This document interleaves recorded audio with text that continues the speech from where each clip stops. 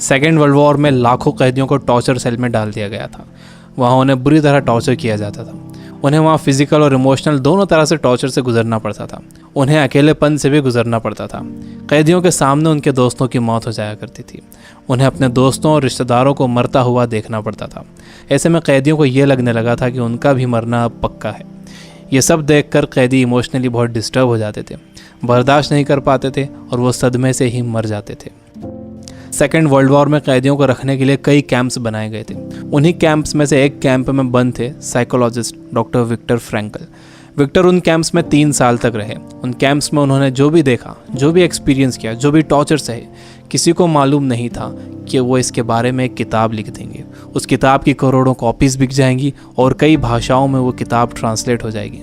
उन्होंने किताब लिखी जिसका नाम था मैन सर्च फॉर मीनिंग। अभी जो कोरोना क्राइसिस चल रही है, आप घरों में बंद हो, बोर हो रहे हो, अच्छा नहीं लग रहा है, तकलीफ़ हो रही है, तो आप अपनी इस तकलीफ़ को ज़रा इन टॉर्चर सेल्स के फ़ोटोज़ से एक बार कंपेयर ज़रूर करना।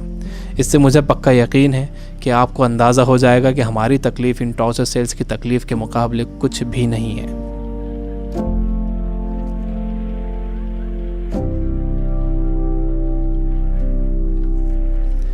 जब विक्टर को इन कैंप्स में डाला गया तो उनके साथ उनकी फैमिली भी थी, लेकिन सब के सब धीरे धीरे मरते गए। विक्टर एक इंसिडेंट बताते हैं। उनके साथ एक कैदी था। उसने फरवरी महीने के आखिर में एक सपना देखा। उसने विक्टर को बताया कि कल रात उसने एक सपना देखा था। सपने में एक आवाज़ गूंजी कि मुझसे जो पूछना है पूछो। तो मैंने उससे पूछा कि हम इस कैंप से बाहर कब निकलेंगे। तो उस आवाज़ ने कहा कि 30 मार्च को तुम लोग बाहर निकल जाओगे।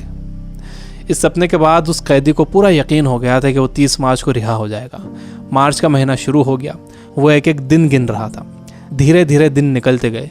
जब मार्च का महीना ख़त्म होने आया तो उस कैदी को ये दिखने लगा कि वो रिहा नहीं हो सकेगा। 29 मार्च को वो बीमार पड़ गया और 30 मार्च को वो मर गया। ऊपरी तौर पर तो ये लग रहा था कि उस कैदी को कोई बीमारी हुई है जिससे वो मर गया, लेकिन विक्टर जानते थे कि वो कैदी किसी बीमारी से नहीं मरा था, बल्कि नाउम्मीदी से मरा था। उसके मरने की वजह थी उम्मीद का ख़त्म हो जाना, होप का ख़त्म हो जाना। Biggest lesson of this book, इंसान को तकलीफ़ें नहीं मारती हैं, इंसान को धोखा नहीं मारता है, इंसान को चैलेंजेस नहीं मारते हैं, इंसान को नाउम्मीदी मार देती है। जिस इंसान के अंदर आने वाले कल की कोई उम्मीद नहीं होती, कोई ख्वाब नहीं होता, वो इंसान भी नहीं रहता। विक्टर ने गौर किया कि कैंप में ज़्यादातर मौतें क्रिसमस और न्यू ईयर के बीच में हुई थी, क्योंकि लोगों को उम्मीद थी कि क्रिसमस आ रहा है, न्यू ईयर आ रहा है, हमें रिहा कर दिया जाएगा। लेकिन जब ऐसा नहीं हुआ तो उनकी उम्मीदें टूटी और वो मर गए। जब भी किसी इंसान की उम्मीदें ख़त्म होती हैं तो उसका इम्यून सिस्टम कमज़ोर हो जाता है, और जब किसी का इम्यून सिस्टम कमज़ोर हो जाता है तो वो किसी भी छोटी मोटी बीमारी से मर सकता है। यानी पहले उम्मीदें ख़त्म होती हैं, उससे इम्यून सिस्टम कमज़ोर होता है, उसके बाद वो बीमारी ताकतवर हो जाती है। दूसरी चीज़ विक्टर ये बताते हैं कि आपके पास ज़िंदा रहने के लिए एक बड़ा सपना होना चाहिए, एक लॉन्ग टर्म गोल होना चाहिए। जिसके पास आने वाले कल के लिए बहुत बड़ा ख्वाब है, उसके लिए आज की तकलीफ़ें, आज की प्रॉब्लम्स बहुत छोटी होती हैं। जब किसी का बिलीफ बड़ा होता है, किसी का कॉन्फिडेंस बड़ा होता है, किसी का सपना बड़ा होता है, किसी का कमिटमेंट बड़ा होता है, तो उसके सामने आने वाली क्राइसिस, प्रॉब्लम्स, तकलीफ़ें सब छोटी हो जाती हैं। हम कोरोना वायरस की क्राइसिस से घर में रहकर मुकाबला कर सकते हैं। आपको अपनी सुरक्षा करना है, लेकिन इससे घबराना नहीं है। आपको अपनी उम्मीद को ख़त्म नहीं होने देना है। विक्टर कहते हैं कि जब कोई प्रॉब्लम या बीमारी आती है तो आपकी बॉडी कमज़ोर पड़ जाती है, लेकिन आपका माइंड बहुत पावरफुल है। आपको इसे कमज़ोर नहीं पड़ने देना है। आप रोज़ टीवी देख रहे हो, आप बुरी न्यूज़ सुन रहे हो कि इतने मरे, इतने बचे, इतने सीरियस, यह आपको मेंटली वीक बना देगा। आप मेंटली वीक हो जाओगे तो आपका इम्यून सिस्टम भी कमज़ोर हो जाएगा, जिससे आपका बीमार होने का ख़तरा बढ़ जाएगा। विक्टर कहते हैं कि वो 3 साल इन कैंप्स में इसलिए ज़िंदा रह पाए क्योंकि उनके पास कल के लिए बड़े सपने थे, विल पावर थी, उन्हें एक किताब लिखना थी। तो वो सारी प्रॉब्लम्स, सारी तकलीफ़ें उनके सपनों और इरादों के आगे छोटी पड़ गईं और वो इन सब से बाहर निकल गए। तीसरी चीज़ जो विक्टर ने ऑब्जर्व की थी वो ये कि जब इंसान के सामने कोई प्रॉब्लम आती है तो वो उसे कैसा मीनिंग देता है। वो उसे पॉजिटिव मीनिंग देता है या नेगेटिव मीनिंग देता है। जैसा भी आप उसे मीनिंग देते हो, ये मीनिंग ही उस प्रॉब्लम को आपके लिए मुश्किल या आसान बनाता है। आपका मीनिंग उस प्रॉब्लम को या तो और बढ़ा देगा या उसे ख़त्म कर देगा।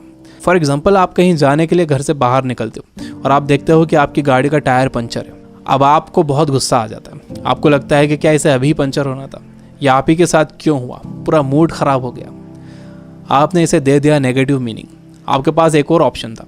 आप सोच सकते थे कि हो सकता है कुदरत आपको वहाँ जाने से रोक रही हो सकता है कि आप किसी बड़े एक्सीडेंट से बच गए हों इसकी वजह से। अगर तेज़ स्पीड में गाड़ी का टायर पंचर हो जाता तो एक्सीडेंट हो सकता था। अच्छा हुआ कि निकलने से पहले ही आपको टायर पंचर मिला। ये है पॉजिटिव मीनिंग। इंसान यूजुअली नेगेटिव ही सोचता है और इस नेगेटिव सोचने की वजह से हम हर चीज़ का नेगेटिव साइड ही देखते हैं, उसका पॉजिटिव साइड नहीं देखते। जैसे कोरोना क्राइसिस में जितना टाइम आपने फैमिली को दिया है, क्या आपने कभी पहले इतना टाइम दिया है? मेरे कुछ दोस्त जो किताबों से बिल्कुल दूर थे, उन्होंने बुक्स पढ़ना शुरू कर दिए, वो रीडिंग हैबिट बना रहे हैं। अगर कोरोना क्राइसिस ना होता तो क्या ऐसा होता था? जितना मैं इन दिनों पढ़ रहा हूँ, पहले इतना कभी नहीं पढ़ता था। जितनी सफाई लोगों ने रखनी शुरू कर दी है, पहले कभी नहीं रखते थे। बार बार हाथ धो रहे हैं, अच्छी तरह हाथ धो रहे हैं, सोशल डिस्टेंस मेंटेन कर रहे हैं। किसी लाइन में लगे हुए हैं तो दूर दूर खड़े हो रहे हैं। आसमान साफ नज़र आ रहा है, हवा साफ हो गई है, समंदर का पानी साफ हो गया है। ऐसा लग रहा है कि नेचर ने जैसे रीसेट बटन दबा दिया। हमें ये पॉजिटिव साइड्स भी सोचना चाहिए। जब तक आपके पास नेगेटिव मीनिंग है, आप उस क्राइसिस से डील नहीं कर सकते। हर प्रॉब्लम उसके साथ एक इक्वल अपॉर्चुनिटी भी लेकर आती है। दुनिया जब से बनी है तब से अब तक उसमें प्रॉब्लम्स ही प्रॉब्लम्स है। अगर ये प्रॉब्लम्स नहीं होती तो हम यहाँ तक ग्रो नहीं कर पाते। सबसे लास्ट में विक्टर कहते हैं कि आपसे सब कुछ छीना जा सकता है, आपकी धन दौलत, घर, गाड़ी, बीवी, बच्चे, माँ बाप, दोस्त, सेहत, लेकिन एक चीज़ नहीं छीनी जा सकती, वो है आपकी पावर ऑफ डिसीजन। आपसे फैसला करने की ताकत कोई नहीं छीन सकता। अगर आप सिचुएशन से घबराकर फैसला करते हो तो वो सिचुएशन आप पर हावी हो जाएगी, लेकिन अगर आप सिचुएशन के हिसाब से खुद को बेहतर बनाते हो और डिसीजन खुद लेते हो तो आपकी ज़िंदगी बदल जाएगी। दुनिया में इससे पहले भी कई बीमारियां आई हैं जिससे करोड़ों लोगों की मौत हुई है। उसकी वजह ये थी कि लोग अवेयर नहीं थे, उनके पास इन्फॉर्मेशन नहीं थी, इन्फॉर्मेशन लेट पहुंचती थी, बीमारी से डील करने के साधन नहीं थे। लेकिन आज का वक्त सबसे अच्छा वक्त है।